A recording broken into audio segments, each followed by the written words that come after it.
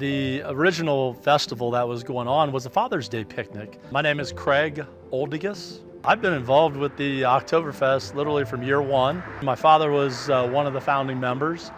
So naturally from birth on, it was definitely in the blood. Fortunately, there was a group of very energetic individuals got together and started collaborating, trying to think about what to do.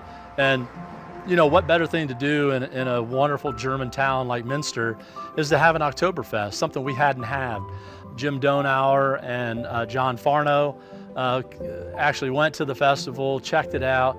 I saw a sign in West Alexandria, Ohio, when I was working for the Ohio Department of Taxation, and the sign said, "Welcome to the Oktoberfest." My first thought when I saw that sign was, why doesn't Minster have an Oktoberfest?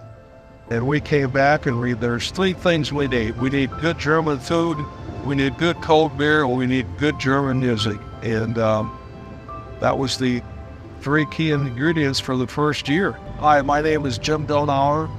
I was the first co-chairman of the Oktoberfest back in 1975. Hi, I'm Dale Mesher, co-chairman with Jim. As most people know that were around then, we had as good a weather as you could possibly have. Looks exactly like the forecast for this weekend. Well, we had a very good turnout the first year. The committee worked very hard, especially Dale and Jim and John Farno, who's our Grand Marshal this year. They got it all set up, not expecting a big crowd, but a large crowd. They ended up with an estimation of 20,000 people was at the first one. This is Tim J. with the Minster Oktoberfest Committee. I've been around for a long time. The first year, I was asked by the committee to help with the trash and the cleanup and so forth. That would be 1975, the first Oktoberfest. And at that point, essentially there was about 10 guys that kind of came together, collaborated, and said each picked a part, whether they were the finance, whether they were entertainment, whether they were parade, you name it. They picked all of the committees. Each one was the head of it, and away they went. They started laying the groundwork and really starting to put together, how they were going to create this Oktoberfest. Unfortunately, they had no money, right? I mean, we're starting a festival with $0. So the bank, Minster Bank, was very generous. The president at that time gave them a short loan of $1,500 and said, "Here you go, get your festival started." We had to borrow money to get it started. Dale and I signed a personal loan for $1,500 from the Minster Bank to get it started. And that was our budget. CNG gave us 70 half barrels to sell beer. They said that should be enough, and we sold 69 half barrels on Saturday, and they had to come back on Sunday and restock, didn't they, Deacon? They sure did. I mean, I think they were flabbergasted. They just couldn't believe when we called. He said we needed no beer here in town. And they did it. Thank God they did it.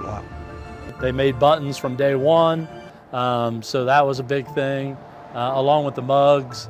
And between 1,000 buttons that they made and 288 mugs, they thought, that'll be plenty. We're never going to sell out.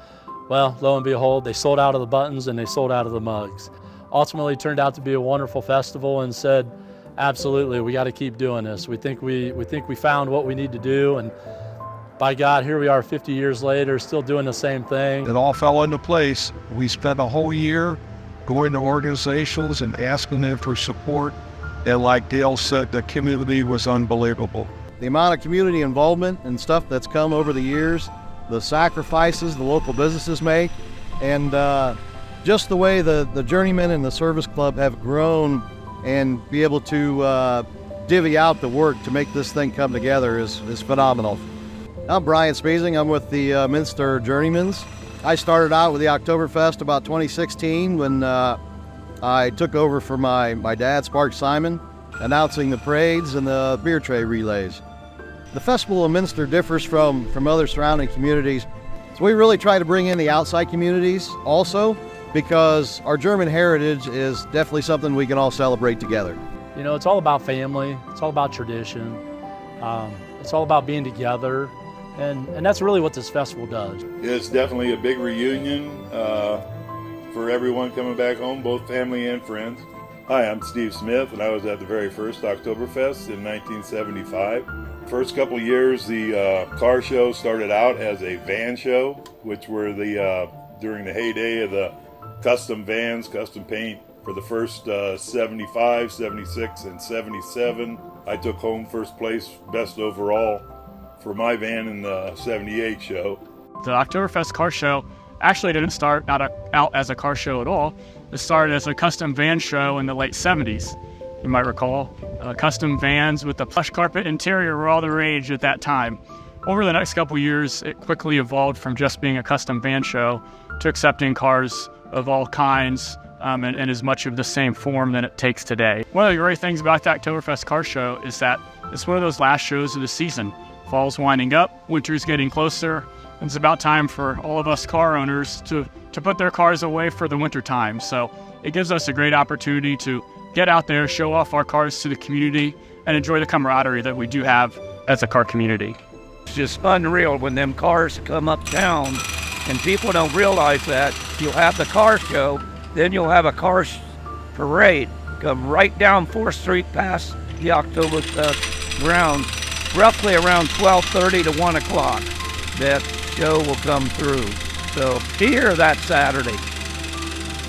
I would say to me, Oktoberfest is family, and family is also its surrounding community. What it takes to put on an event of this magnitude is hundreds of committee members, dozens of committee leaders, all boiling down to, I would say, a dozen people at the top that have all the different committees out here, all the different organizations actually work for themselves, and they keep their own money. To really celebrate with the entire community is really an awesome thing, and that's probably the really neatest part for me, being involved, being able to help put this on. I mean, I completely enjoy myself every year, all weekend long. It may seem like it's a rat race. It may seem like things are crazy and going out of control from time to time, but at the end of the day, it really isn't. You know, things are really going great. It's awesome to see the people all around. It's great even for ourselves as committee and board members to see those people come back year after year and completely enjoy the festival and really enjoy themselves and have a great time. I graduated in 1967, and our class reunion was always based around the Oktoberfest, and I just feel that that's all just part of the community and part of Minster. It's a great homecoming for the entire community. For me, this is a big source of pride. Jim and I couldn't do it by ourselves, obviously, and we've talked about the support we've had from the community, which was very good. And from my standpoint, I thought if the Oktoberfest will last 10 or 15 years, we would be lucky and I would be a happy camper. But as it turns out, all the community embraced the idea, and the people that followed as far as the presidents and their committees have really done a great job in building it up. And in just the last couple of years, I'm just blown away by what the 50th is compared to what the first was. It's kind of like a fine wine. It's aged greatly, and that's great. It is tremendous, is what it has grown in the number of participants, in the way we do things, and I can see things growing yet, coming for the future.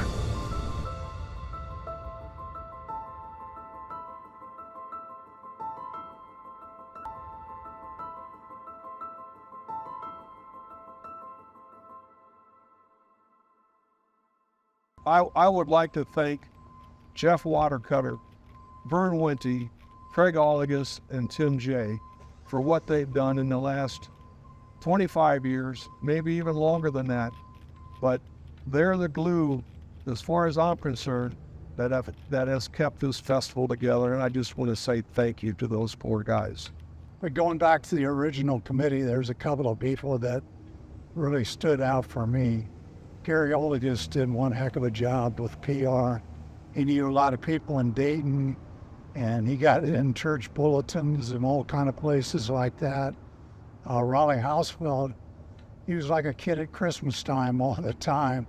And when I'd start losing maybe a little bit of enthusiasm or needing to jack me up, Raleigh was there with his laugh, and it was go get it done. So there's two people that I remember at the beginning that were just instrumental and so helpful to keep things rolling. I'd just like to thank everybody for helping out to make this Oktoberfest a great success over the years. And this goes to the people living around the park, the housing, the businesses that's put up with a lot of headaches at times that we don't even know about, and we could never do it without the village support, because what they have helped us with out here at the Oktoberfest grounds with the electric, water, and everything, that has really made the success of the Oktoberfest also. But thank you everybody who's donated in some way, shape, or form, and you're invited back for another 100 years.